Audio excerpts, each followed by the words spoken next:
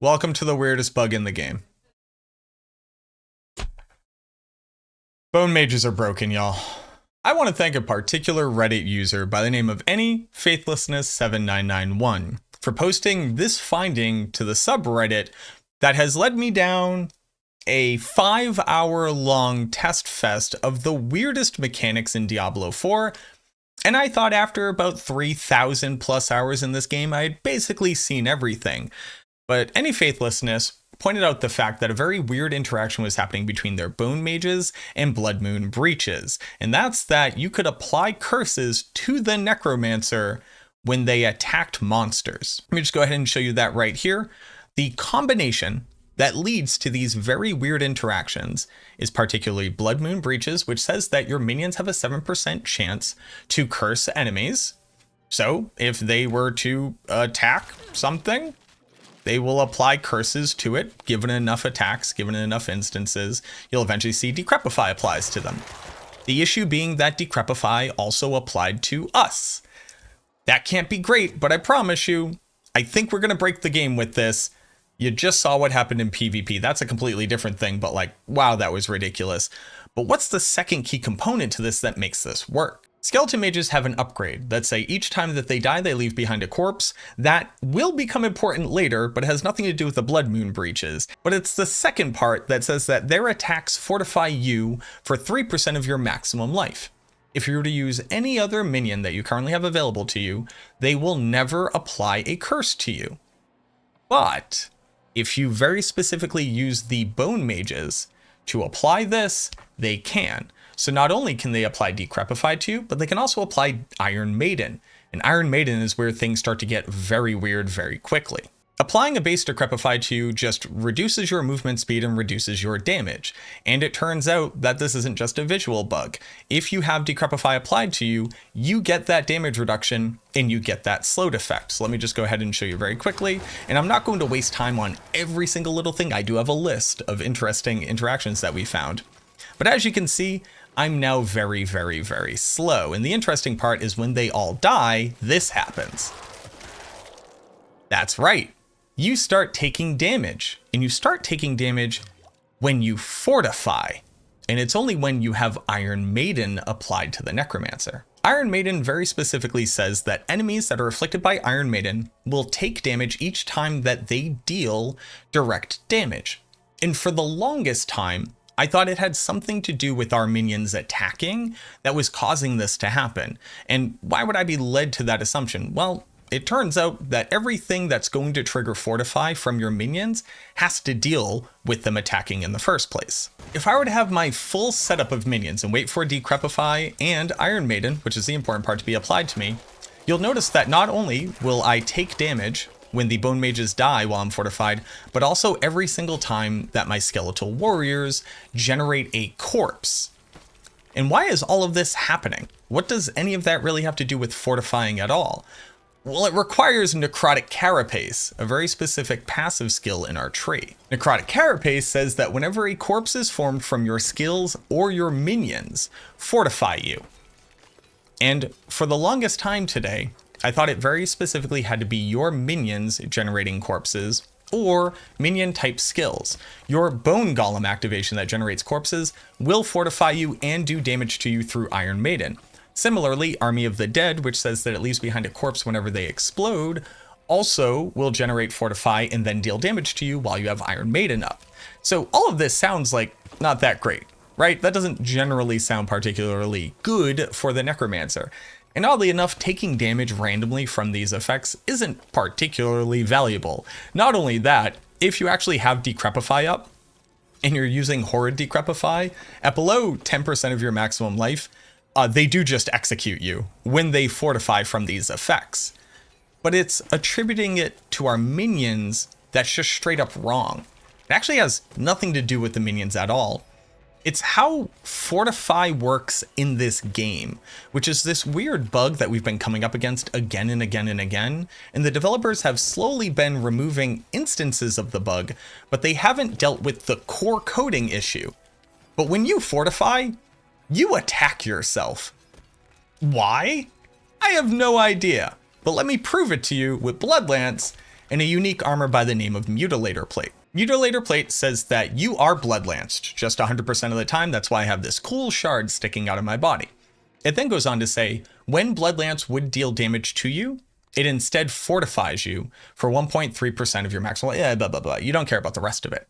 But if I get Iron Maiden onto myself, all of my minions die, and then I attack with Bloodlance, I fortify myself, doing damage to myself. There we go. I have Iron Maiden up on my Necromancer. I'm going to wait for all of them to die, just so that you don't think that there's anything else happening. And then I attack, and I take damage. The interesting part about it is that this also taught us some weird mechanics about Iron Maiden. Did you know that it had an internal cooldown of 1 second per target? I don't know why, but it does. I think it's generally to stop damage over time and like flame breath effects from being able to hit a target a ton of times within a very short period. But it has a 1 second internal cooldown. That's just something you get to know. Maybe that's why Iron Maiden always like generally sucks and doesn't do as much damage as you assume it would, because a lot of things apply damage much faster than once per second. That's a whole other video though. But did you notice every single time that I cast Bloodlance, I fortified, thus doing damage to myself? And the interesting part is you might notice that I keep stunning myself randomly. Is that from Decrepify? Because Decrepify has a chance to apply stun, right? Well, while Bloodmoon Breeches does read the type of curse that you have, so here in this instance, Iron Maiden does say if Iron Maiden were applied to 3 different targets, you increase its damage. If your minions apply Iron Maiden to a bunch of different stuff, you'll get that bonus. The fun part though here is that you'll notice that I don't have any points in Enhanced Decrepify or Abhorrent Decrepify.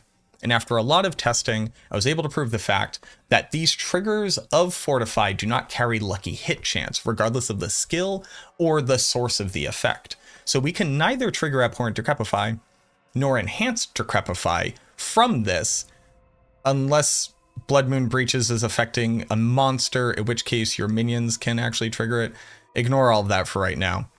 But it is why Horrid Decrepify works, because this is not a lucky hit chance. It just says if you are decrepified at below 10% maximum life, you get instantly killed because you're not considered a boss. You are considered an elite monster though, and that's going to lead us to the thing that's abusable with this tech that we just need to find a way to fine tune to become pretty wildly powerful in any situation that you want. Because the thing applying stun isn't like a weird interaction with Bloodlance, it's not Decrepify, it's nothing from the rest of our skills, it has nothing to do with the base effects of Iron Maiden. It's from Torturous. Torturous says that your Iron Maiden is now a darkness skill, and that it now deals shadow damage. But on top of that, if an enemy is afflicted by Iron Maiden, there's a 25% chance to stun them when they deal direct damage. That's the really important part about all of this tech that you're saying. And the thing that actually like defines the mechanic that it took me way too many hours to figure out. We're dealing damage to ourself. And if we have Iron Maiden applied to ourself, we can then trigger stuns on ourself. Okay, great. Stunning yourself doesn't seem particularly valuable, right? Like, why would I want to be stunned a whole bunch? Isn't that bad? Doesn't that mean I'll just die? Well, what happens if you stun an elite monster enough times? Have you ever done that? Have you ever applied corpse tendrils a little bit too fast to a bunch of like really high level elite monsters? Do you remember what would happen in the Abattoir of Zir? Because the last 3 bosses were actually just 3 elite monsters, and given enough time, if you applied enough stuns to them, what happened? You become unstoppable. So right here, and I'll just go ahead and show you in real life, Mac, while this was happening. I'm like dead set in the middle of trying to test random things and just trying to figure out how stuff is working. And I successfully trigger stun on the Necromancer enough times in a row and eventually get this outcome. And let me just speed it up a little bit here for you. Here we go. We have a stun apply. Ooh! And then we proc unstoppable. And then certain stuff just like starts to get kind of wacky with this whole concept. Like Retribution says that distant enemies have a 10% chance to be stunned for 2 seconds when they hit you. And since the Bone Mages are considered to hit you, they hit you when they fortify you from their base attacks. You can actually just watch them all get stunned if I stay far enough away from them. Like that guy just got stunned. Why did he get stunned? Because Retribution says that he's an enemy that is attacking me. And while the Fortify is me doing damage to myself, the Bone Mages proccing this is them doing damage to me for the purposes of Retribution. That one's weird. I don't really got a great like explanation for why those two things are different, but that one's kind of funny because what you will notice is that whenever these guys generate a corpse, they will never actually proc retribution against themselves. That part only works for the Bone Mages. Now here's the plea to the Diablo 4 devs, because I do think that there's something here that we could break, whether or not you just abuse the fact that Bone Mages apparently don't read PvP damage reduction, and when they kill themselves on their last attack, it is considered like a sourceless bit of damage, so it just completely ignores PvP DR. That's what you saw at the beginning.